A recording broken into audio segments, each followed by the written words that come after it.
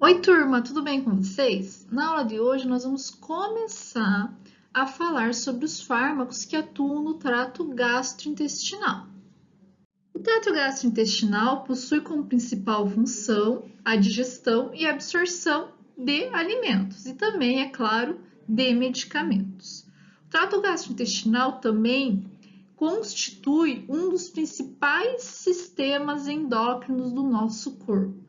Além disso, o trato gastrointestinal ele possui a própria rede neural, que nós chamamos de sistema nervoso entérico. Então, ele é autônomo, mas ele pode sim e recebe, é claro, sinais do sistema nervoso central. Sabemos hoje que aproximadamente 8% dos medicamentos prescritos são destinados a distúrbios gastrointestinais. Para que vocês possam compreender como que o medicamento vai atuar no nosso sistema gastrointestinal, nós precisamos relembrar um pouquinho sobre como ocorre o controle neural do sistema do trato gastrointestinal. Então, vamos relembrar que esse trato gastrointestinal, ele possui dois plexos, né, que vão fazer o controle neural.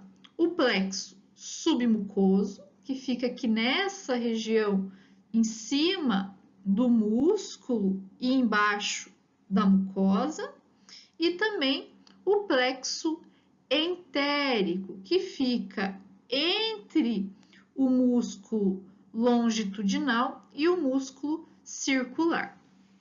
Esses dois plexos, eles vão ser partes, né, do nosso sistema nervoso entérico. E eles vão ser comandados por sinais da região e podem ser comandados também por sinais do sistema nervoso central. Então, nós temos o controle simpático e o controle parasimpático que podem enviar sinais para esse plexo, para esse controle neural entérico. Então, nós vamos ter aí no controle simpático o envio de sinais para vasos sanguíneos, músculo liso, células glandulares, e ele também, através do sistema nervoso simpático, vai inibir a secreção de acetilcolina. Além disso, nós vamos ter o controle parasimpático, que vai enviar sinais colinérgicos e excitatórios para esse nosso sistema nervoso entérico. Lembrando ainda que nas células nós vamos ter os neurônios sensoriais que podem enviar sinal para o sistema nervoso central, que consequentemente faz com que esse sistema nervoso envie sinais através do sistema nervoso simpático e parasimpático. Fazendo parte do sistema nervoso entérico, então nós temos o plexo mioentérico e o plexo submucoso. Outro detalhe que é extremamente importante vocês lembrarem é que os neurônios do sistema nervoso entérico, eles secretam acetilcolina, noradrenalina, serotonina, purinas, óxido nítrico e diversos peptídeos farmacologicamente ativos. Nós vamos falar um pouquinho dos principais, mas sempre lembrem dessa rede neural, é muito importante para poder compreender a ação dos fármacos. Os hormônios do trato gastrointestinal incluem secreções endócrinas e secreções parásitas. As secreções endócrinas, nós vamos ter a liberação diretamente na corrente sanguínea, principalmente de peptídeos sintetizados por células endócrinas que estão presentes na mucosa. Como exemplo, nós temos a gastrina e o CKK. O CKK, em alguns livros, o pessoal fala que se escreve ele como colecistoquinina, mas também pode ser encontrado aí como colecistocinina, tá? São nomes dados ao CKK. Em relação à secreção parácrina, nós vamos ter a ação em células vizinhas. Geralmente são peptídeos reguladores e como principal exemplo nós temos a histamina. Os fármacos destinados a distúrbios gastrointestinais, eles vão atuar na secreção gástrica, vômito e náusea, motilidade intestinal e eliminação das fezes e também na formação e eliminação da bile. Hoje nós vamos falar sobre os fármacos que atuam na secreção gástrica. O estômago ele secreta diariamente 2,5 litros de suco gástrico. Esse suco gástrico é composto por diversas substâncias, principalmente muco, ácido gástrico e fatores intrínsecos. Mas nós temos aí outras substâncias que também são liberadas durante a secreção gástrica. Cada uma tem a sua importância, nós vamos ver cada uma detalhadamente.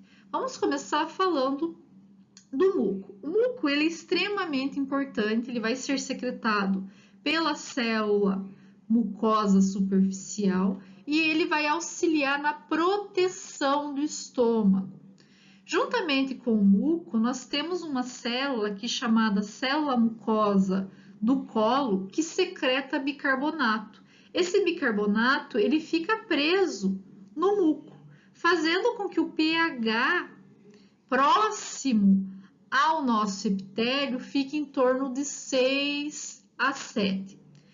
Para vocês terem uma ideia, o pH do lúmen, que está em contato diretamente com o ácido gástrico, que fica bem no meio do estômago, ele vai ser de aproximadamente 1 a 2. Então, se nós não tivéssemos esse muco, que fica bem próximo aqui ao epitélio, nós teríamos, é claro, a formação de úlcera. Então, uma das causas da formação de úlcera é a diminuição dessa barreira entre o ácido e o epitélio. Então, o muco ele vai formar uma barreira física entre o lúmen e o epitélio. O álcool é uma substância que pode romper essa barreira física. O que estimula a produção e liberação de muco são secreções tônicas e também a irritação na mucosa. Já o bicarbonato, como eu já falei para vocês, ele vai atuar tamponando o ácido gástrico que poderia causar dano ao epitélio. E ele vai ser estimulado a ser liberado pela secreção mucosa. Então, quando nós temos secreção de muco, nós vamos ter a estimulação na produção de bicarbonato. Tanto o muco quanto o bicarbonato, eles também vão ser estimulados pelas prostaglandinas, que vão atuar como citoprotetoras. O ácido gástrico, por sua vez, tem como função auxiliar na digestão proteolítica, até porque ele ativa a pepsina, que digere as proteínas, e também tem como função aumentar a absorção de ferro e eliminar os patógenos, principalmente bactérias, mas ele consegue eliminar diversos outros patógenos também. O fator intrínseco, juntamente com o ácido gástrico, vai ser produzido pelas células parietais. O fator intrínseco, ele vai combinar-se, por exemplo, com a vitamina B12 para poder aumentar a sua absorção. Então, ele também é extremamente importante. Tanto o ácido gástrico quanto o fator intrínseco, eles vão ser estimulados por acetilcolina, gastrina e histamina. Eu já vou falar como que cada um desses compostos vai estimular na liberação do ácido pelas células parietais. Só um pouquinho, vamos só ver o resto aqui que eu já entro nesse assunto. Em relação à histamina, ela vai ser secretada pela célula semelhante às enterocromofins. Essas células elas vão ser estimuladas por acetilcolina e gastrina na liberação de histamina. E a histamina, por sua vez, vai estimular a liberação de ácido gástrico e também de fator intrínseco. A pepsina e a lipase gástrica, que vão atuar digerindo proteína ou gordura, elas vão ser liberadas pelas células principais. E a sua estimulação ocorre através da acetilcolina, que vem do sistema nervoso central, ou por causa da secreção de ácido. O ácido ele estimula muito a liberação principalmente de pepsina. Aqui, pessoal, eu falei bastante de acetilcolina. Uma das coisas muito interessantes que eu acho assim no nosso organismo é que antes da gente comer, quando você está fazendo a comida, ele já está mandando estímulo para o seu estômago para produzir ácido gástrico para a digestão. Então, ele manda sinais, né? Principalmente acetilcolina, para que o estômago comece a se preparar na hora da alimentação. As células D liberam somatostatina. Elas vão inibir a secreção de ácido gástrico e também vão ser estimuladas pelo ácido gástrico. Então, quando se tem uma produção excessiva de ácido gástrico, nós vamos ter a estimulação dessas células, mas elas também, quando são liberadas, vão inibir a secreção do ácido. Isso é bem importante. E a gastrina, que é liberada pelas células G, estimula a secreção de ácido gástrico. E ela vai ser estimulada a ser liberada por acetilcolina, peptídeos e aminoácidos. Inclusive, pode ser aminoácidos que estão aqui, ó, no nosso estômago, que podem estimular a produção de gastrina. A secreção de ácido vai ocorrer nas células parietais. Nessas células, nós temos uma enzima extremamente importante chamada anidrase carbônica. Essa anidrase, ela faz com que ocorra a reação entre água e dióxido de carbono, formando o ácido carbônico. Esse ácido carbônico, ele se dissocia, formando hidrogênio e bicarbonato. O hidrogênio formado vai ser enviado para o lúmen do estômago através da nossa bomba de próton, onde tem a saída de hidrogênio e entrada de potássio. Essa bomba é conhecida como potássio-hidrogênio ATPase. Então, nós vamos ter essa troca. A partir do momento que o bicarbonato sobrou dessa reação, ele vai ser trocado com o cloro. Então, ele vai para o líquido intersticial e ocorre a entrada de cloro na célula parietal. Esse cloro também vai ser enviado para o lúmen do nosso estômago, mas aqui ele não precisa ter nada para trocar, ele passa direto por canal. Então, aqui no nosso estômago, nós temos hidrogênio e temos cloro, formando o HCl. Nós podemos ter substâncias que estimulam essa secreção e substâncias que inibem essa secreção.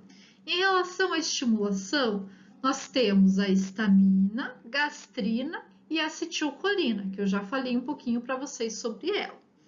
E em relação à inibição, nós temos as prostaglandinas E2 e I2 e também a somatostatina. Então, vamos falar primeiro sobre os fatores que estimulam a secreção de ácido. Vamos começar falando da histamina. A histamina ela é liberada pelas células semelhantes aenterocomofins. Podemos chamar elas somente de células ECS. Essas células elas contêm histamina semelhante aos mastócitos e elas liberam essa histamina constantemente. A histamina ela atua de forma parácrina, então ela sai pela membrana basal e atua nos receptores H2 das células parietais, aumentando o AMP cíclico e fazendo com que ocorra a liberação de ácido. Então, é assim que a histamina vai atuar na estimulação da liberação e secreção aí de ácido. A gastrina, por sua vez, é sintetizada pela célula G e vai ser liberada no sangue, ou seja, ela atua de forma endócrina.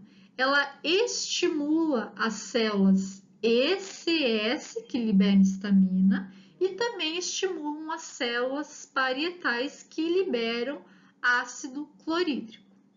Nas células ECS, nós vamos ter receptores de gastrina e CKK, onde elas vão atuar, aumentando a concentração de cálcio intracelular e, consequentemente, liberação de histamina. Nós temos também receptores de gastrina nas células parietais, tá? Essa gastrina, ela também pode estimular a secreção de pepsino G. A gastrina, ela é estimulada por aminoácidos, pequenos peptídeos, leite e soluções de sais de cálcio. Então, pessoal, adianta tomar leite para gastrite? Não, né? Porque vai estimular a produção de gastrina. Então, o leite não ajuda a diminuir o ácido do estômago, não vai ajudar na úlcera estomacal. Pelo contrário, quem tem úlcera, quem está fazendo o tratamento, deve evitar a utilização de leite. A acetilcolina, por sua vez, vai atuar nos receptores muscarínicos M3. Esses receptores, eles estão na superfície das células parietais, vai ter também nas células ECS. Todas as células que a acetilcolina atua vai ter receptores M3. Ela aumenta a concentração de cálcio intracelular nas células parietais e, consequentemente, estimula a secreção de prótons e aumenta a concentração de ácido clorídrico no estômago. A acetilcolina, ela inibe, ouçam bem, a liberação de somatostatina. Vocês lembram que a somatostatina inibia a ação do ácido, a liberação de ácido? Então, se nós temos um aumento na acetilcolina, nós teremos um aumento muito grande na concentração de ácido no nosso estômago. Em relação aos fatores que inibem a secreção do ácido, nós temos as prostaglandinas, que exercem um fator citoprotetor, aumentam a secreção de bicarbonato, atuando nos receptores EP1,2. Elas também, né, aumentam a liberação de mucina protetora, atuando nos receptores EP4, e nós temos a redução na produção de ácido gástrico, quando nós temos a atuação dessas prostaglandinas nos receptores EP2,3 nas células ECS. As prostaglandinas também previnem a vasoconstrição, atuando nos receptores EP2,4. Lembrando que os AINES, nós vamos ver sobre eles no nosso próximo módulo, digamos assim, eles diminuem a produção de prostaglandinas. E essa diminuição faz com que não ocorra nenhum desses fatores e, consequentemente, a utilização de AINES contínuo pode fazer com que ocorra a formação de úlceras gástricas. Então, tem que cuidar muito na utilização desses anti-inflamatórios, pessoal, porque ele pode prejudicar e muito o estômago. A somatostatina, que também atua diminuindo a secreção de ácido, vai ser liberada, me desculpem, pelas células D e vão atuar nos receptores 2 de somatostatina. Ela atua com efeito inibitório parácrino, ou seja, ela atua na célula vizinha, sob a liberação de histamina. Então, ela vai atuar nas células ECS, inibindo a secreção de histamina através dos receptores SST2. Ela também atua nas células parietais, inibindo a secreção de ácido, nos mesmos receptores SST2 que estão presentes nas células parietais. A liberação do ácido gástrico ocorre através do eixo gastrina, ECS, célula parietal. Gastrina, ECS, que em alguns livros está como SL, célula parietal, liberação do próton. Então, como que ocorre todo esse mecanismo? Vamos ver aqui detalhadamente. Então, primeiramente, nós vamos ter a entrada do bolo alimentar, que tem aminoácido e peptídico. Vai ser observado aqui pelo nosso neurônio sensorial entérico, que vai enviar sinal para o plexo entérico. Esse plexo entérico, então, vai estimular a célula G. Essa estimulação também pode ocorrer via sistema nervoso central, através do nervo vago. Então, a célula G estimula, ou melhor, libera a gastrina e essa gastrina atua na célula ECL, no receptor gastrina CKK.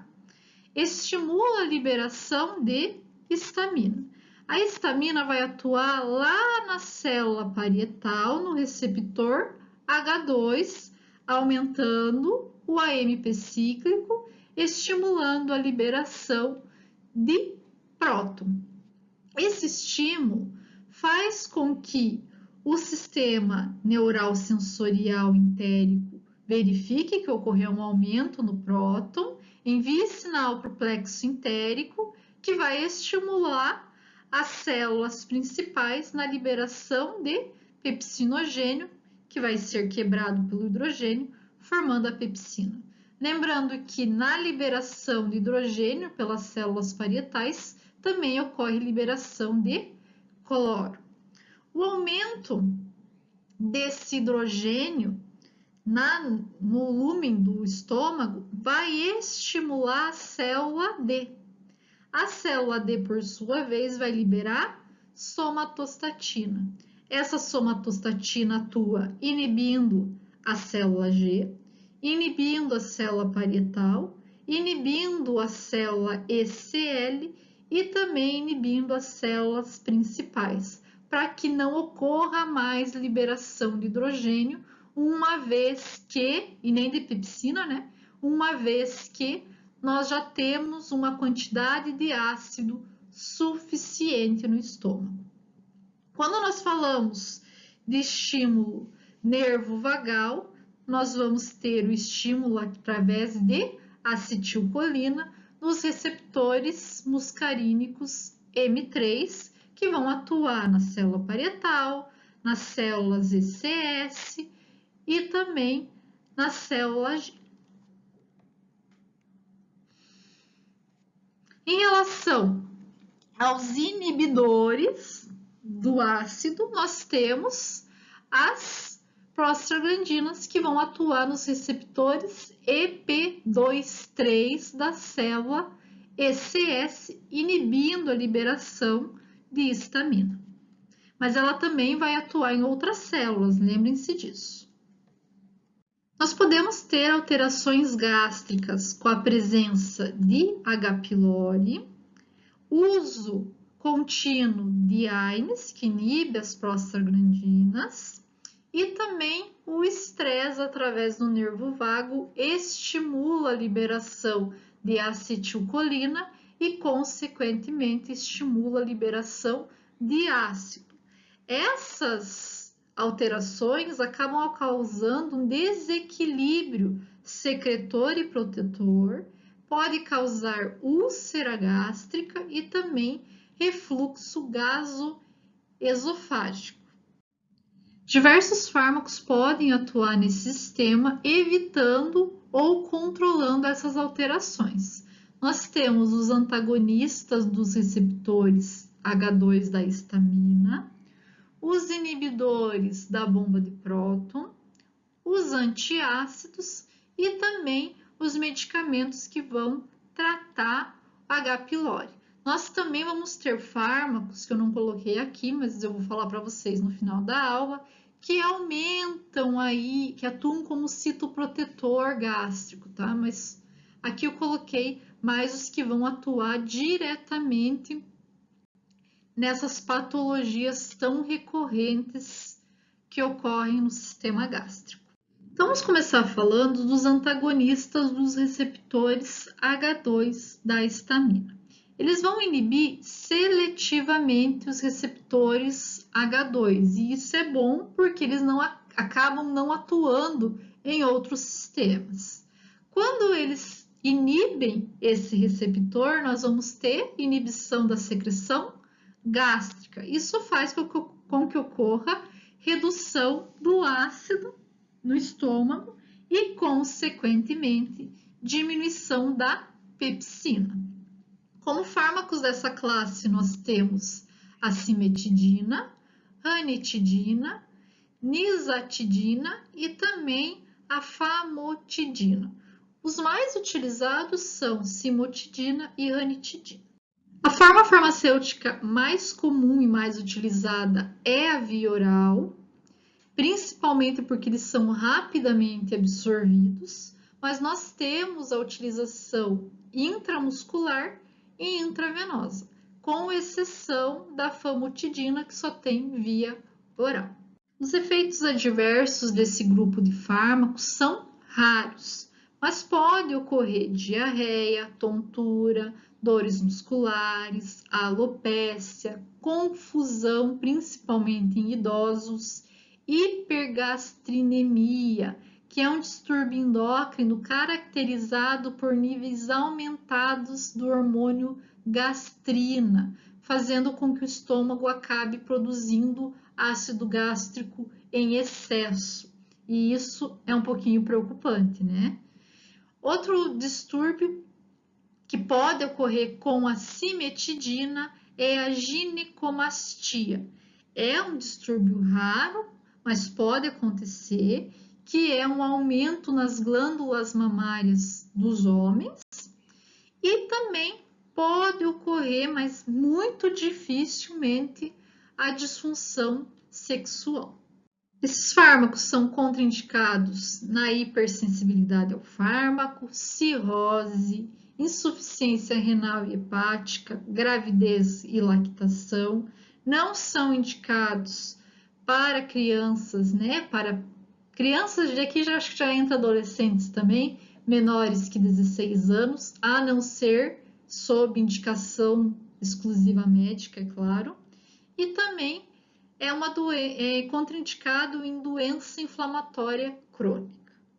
Os inibidores da bomba de próton, como o próprio nome já diz, vão bloquear irreversivelmente o hidrogênio potássio ATPase. Consequentemente, nós vamos ter uma redução na secreção de ácido gástrico. Como fármacos dessa classe, nós temos o famoso omeprazol, esomeprazol, lansoprazol, pantoprazol e também o rabeprazol. São os fármacos utilizados dessa classe. Em relação aos aspectos farmacocinéticos, esses fármacos geralmente são utilizados por via oral, mas existem algumas preparações injetáveis. Uma característica bem interessante é em relação ao omeprazol, que vai ser administrado em cápsula contendo glânulos com revestimento entérico. Por quê? Porque o omeprazol ele não é estável em pH ácido. Então, ele é revestido com revestimento entérico para ser liberado somente a partir do momento que ele entra no estômago, onde o pH é básico. A dose é 1 comprimido ao dia em jejum, e isso é muito importante. Então, precisa-se fazer a utilização dele em jejum e esperar meia hora para poder comer, para que dê tempo desse comprimido chegar ao intestino. Os efeitos adversos desse fármaco também são raros, desses fármacos, né? Mas pode ocorrer cefaleia, diarreia, tontura, sonolência, confusão, deficiência de potássio no sangue por causa do bloqueio da bomba de prótons. E em uso contínuo muito prolongado, deve ser evitado.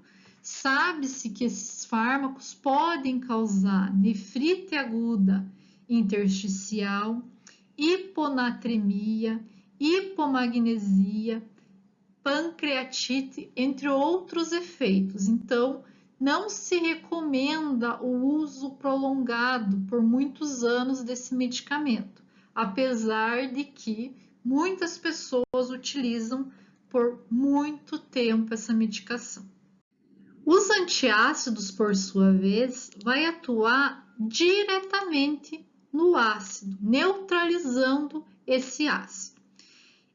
Esses antiácidos, eles não são eficientes em úlcera gástrica, mas eles auxiliam na diminuição do pH, no aumento, do pH do estômago para outras patologias.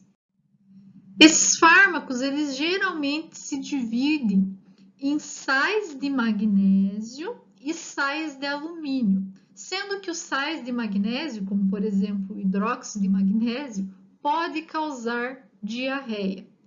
E os sais de alumínio, como por exemplo o gel de hidróxido de alumínio, pode causar constipação. Então, podemos ter associação desses dois sais em alguns medicamentos. Isso é comum e acaba neutralizando tanto a diarreia quanto a constipação.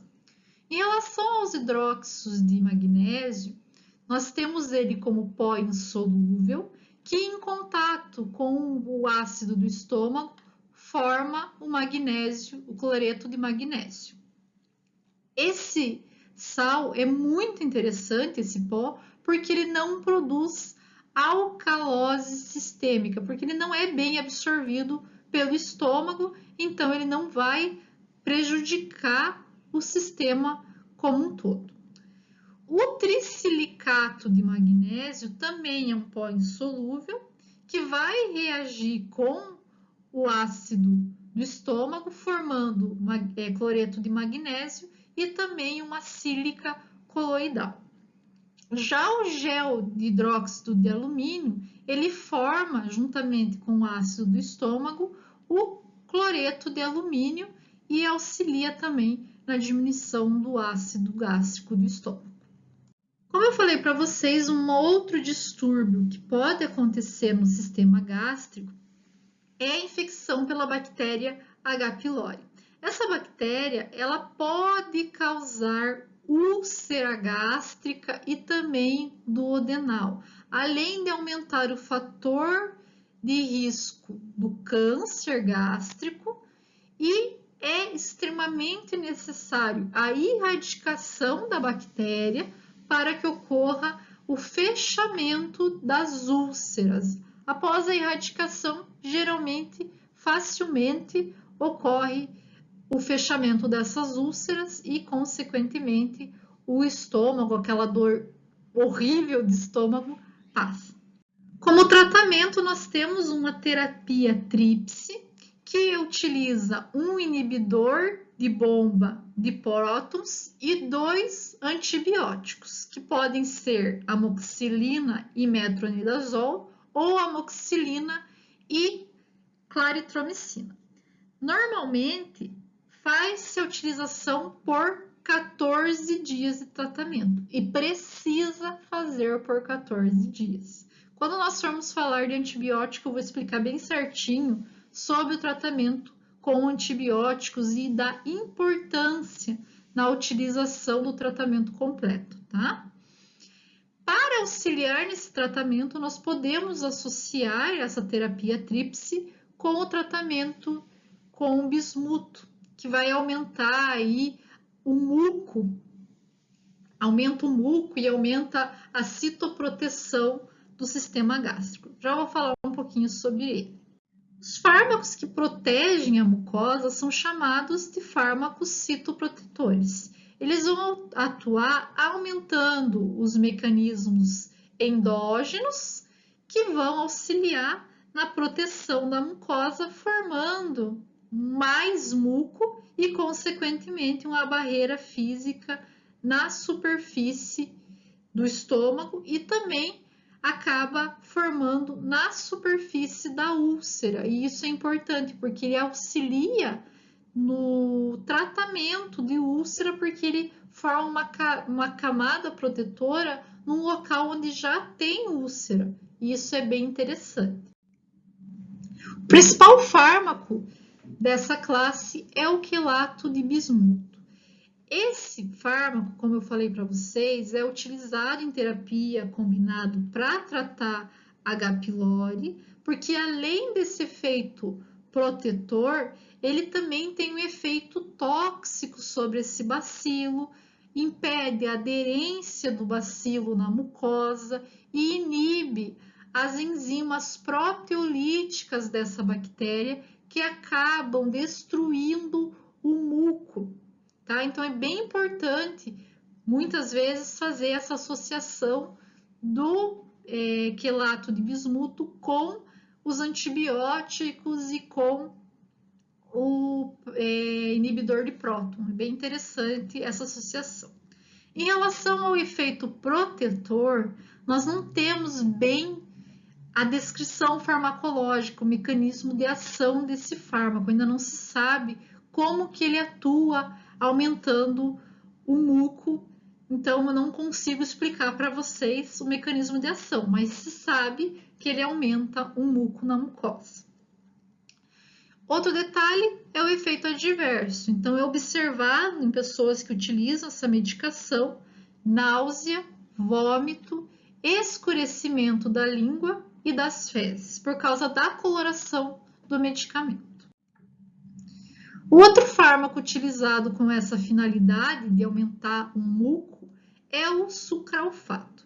Esse sucralfato, ele não é um fármaco só, tá? Ele é um complexo de hidróxido de alumínio com sacarose sulfatada, que quando está em presença de ácido, libera o alumínio para que ele forme lá o cloreto de alumínio. E o complexo residual, ele tem uma ação muito forte contra grupos catiônicos, formando um complexo com um muco. Esse complexo, ele fica mais difícil de ser degradado. E até um detalhe que eu não falei para vocês, é que quando nós temos a liberação de ácido, que estimula a liberação de pepsina, a pepsina muitas vezes degrada o muco do estômago e prejudica ainda mais o estômago que já tem uma grande quantidade de ácido. Então, quando nós utilizamos o sucralfato, ocorre um complexo entre esses grupos catiônicos e o grupo residual do sucralfato e forma um anel bem complexo nesse muco, fazendo com que ele fique mais difícil de ser degradado pela pepsina e, consequentemente, esse muco fica presente por mais tempo no estômago. Além disso, ele estimula a secreção de muco, de bicarbonato e de prostaglandinas, que eu já falei para vocês, também auxilia na produção de muco. O sucalfato tem como efeito adverso constipação, boca seca, náusea, vômito, cefaleia e a formação de uma crosta obstrutiva chamado bezoar. Tá? Então, tem esse efeito como efeito adverso.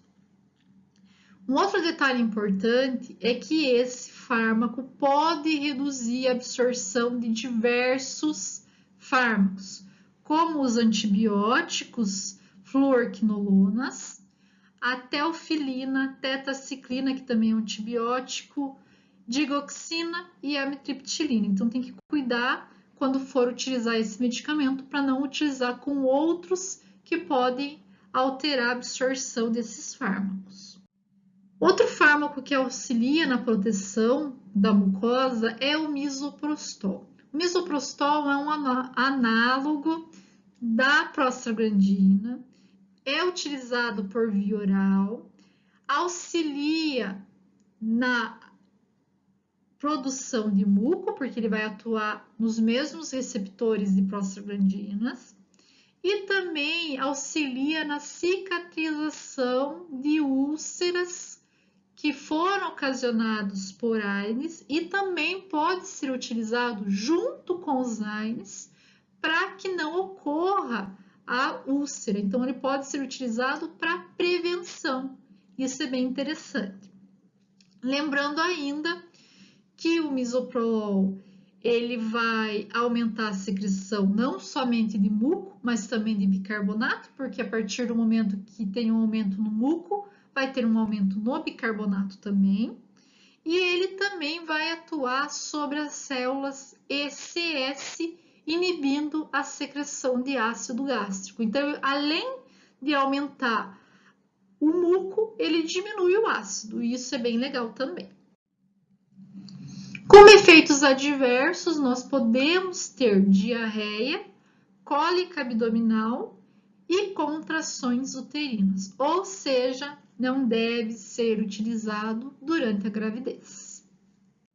Para resumir um pouquinho a utilização clínica desses fármacos, eu coloquei essa tabelinha aqui falando sobre cada um dos grupos. Então, vamos lá. Os antagonistas dos receptores H2, como por exemplo a ranitidina, vão ser indicados para úlcera péptica e esofagite de refluxo. Já os inibidores da bomba de próton, como omeprazol, lansoprazol, pantoprazol, vão ser utilizados para úlcera péptica, esofagite de refluxo, como terapia naquela tríplice terapia lá no H. pylori e também na síndrome de Zollinger, que é uma doença causada por tumores secretores de gastrina, que aumentam a secreção da gastrina. Os antiácidos vão ser utilizados para dispepsia, alívio sintomático da úlcera péptica e também do refluxo gástrico, porque eles diminuem a quantidade de ácido, mas eles não vão ter uma atuação tão boa na diminuição da úlcera, não esqueçam disso. E o quelato de bismuto, ele pode ser utilizado para tratar úlceras e também para o tratamento junto com a tríplice aqui para H. pylori, ele pode ser utilizado também na infecção de H. pylori. Pessoal, na próxima aula, então, nós vamos ver os outros fármacos que são utilizados para distúrbios gastrointestinais, mas que não envolvem a produção de ácido. Qualquer dúvida, me mandem mensagem, me mandem e-mail. Até a próxima aula.